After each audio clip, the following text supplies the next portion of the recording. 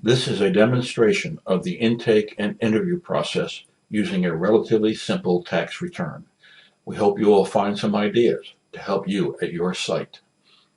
The interview process occurs after the taxpayer completes the intake sheet. Using it as a guide, you verify that you have all the information necessary to complete an accurate return. You ensure that all necessary tax documents have been provided, and you ensure that the return is in scope. Only then are data entered into the tax software. IRS studies have consistently shown that conducting a good interview results in more accurate returns.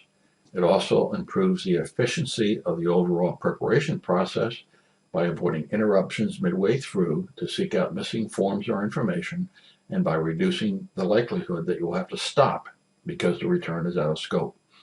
It also provides notes to aid the quality reviewer.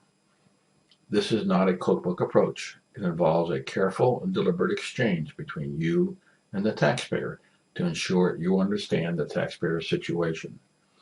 Be sure to update the intake sheet as the interview progresses to create a record for you, for the taxpayer, and for the quality reviewer. You will also use references such as Pub 4012 and Pub 17 to help you answer questions and assess the taxpayer's situation.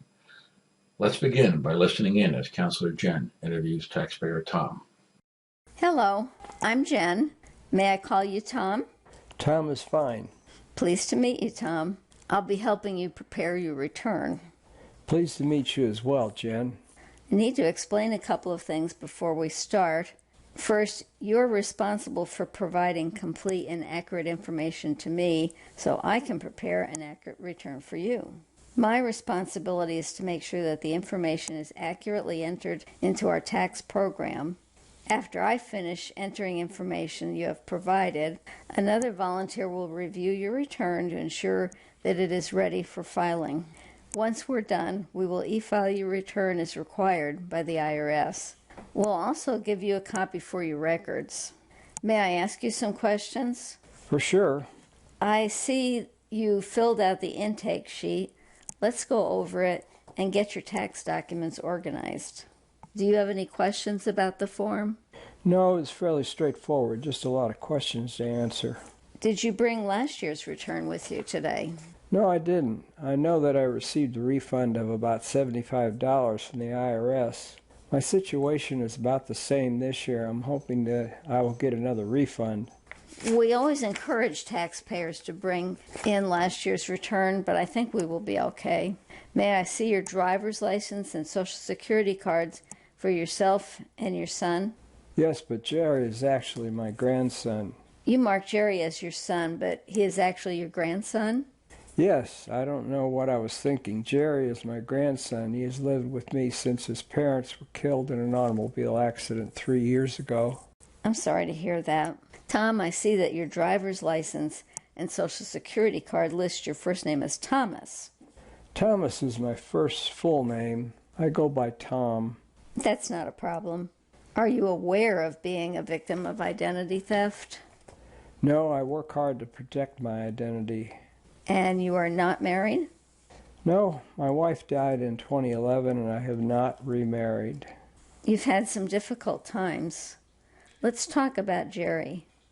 Did he live with you all of last year? Yes. And he's still in school full-time?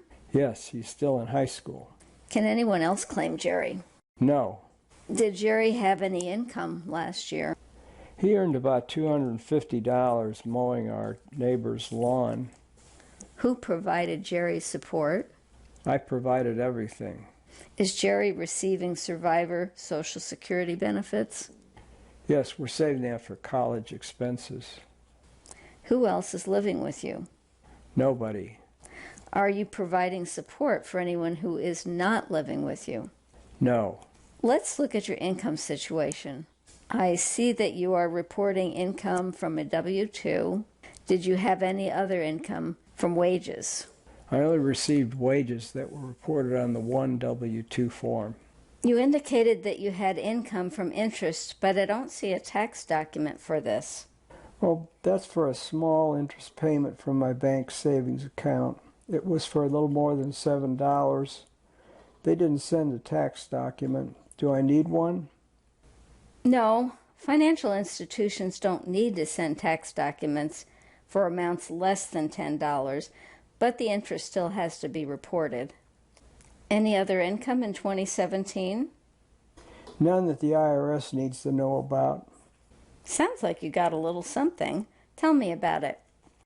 I did repair a neighbor's fence. She paid me $250 in cash. I've been told that I don't need to report this. Actually, Tom, you are required to report all income. Do you perform jobs such as your neighbor's fence repair on a regular basis? No, this is the only time I've been paid for anything other than my regular job. This is what we call other income. This also needs to be reported in your tax return. Did you have any other income from things such as gambling, jury duty, or anything else? No, that's it.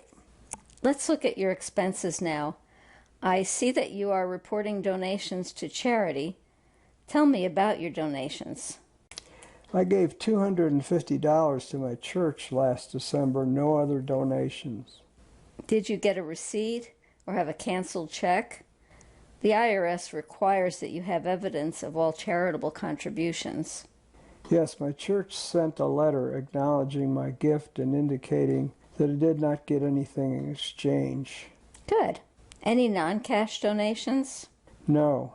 Any other expenses, such as out-of-pocket medical expenses, real estate taxes, or home mortgage payments that you may have forgotten? Nope, I rent my home, and Jerry and I had no medical bills other than $5,600 for medical insurance. You weren't here last year. Who prepared your tax return? I used a local CPA. He charged me $150. That's another possible deduction. Let's talk about life events, the questions in Part 5. You answered unsure on the question about capital loss carryover. I don't understand what that means. Capital loss carryover is when you sell an investment, such as a stock or mutual fund, at a loss, where not all of the loss can be used because there's an annual limit. Well, that certainly doesn't apply to me. I've never invested in the stock market, real estate, or anything like that. Tom, we're making good progress. Let's look at your medical insurance situation. What did the $5,600 for insurance cover? Since I don't have company coverage, I purchased a policy from Ace Insurance Company. The policy covers both me and my grandson. We looked into the exchange, but Ace fits our needs nicely. Very good. You've indicated that you would like a direct deposit if a refund is due, or have your payment paid directly from your bank if a payment is due. Do you have a blank check with you today? Yes. Fine. Just hang on to your check. I'll need to look at it when I'm entering information into the computer. Okay. Do you have any questions before I start entering information in the computer? No, let's go. Okay. Get comfortable and you can watch while I enter your information. Please, let me know if I miss anything. I may have questions along the way. If you have any, please speak up. As I indicated, another counselor will be reviewing the return after I've finished. We'll ask you to sign a form to agree that the return information is correct and complete and that we are authorized to e-file your return. We will print out a copy of your return, which will be placed in this envelope along with your intake sheet and the tax documents you brought with you today. You get to take all of it with you. Okay, Jen, I hope you get a refund for me today.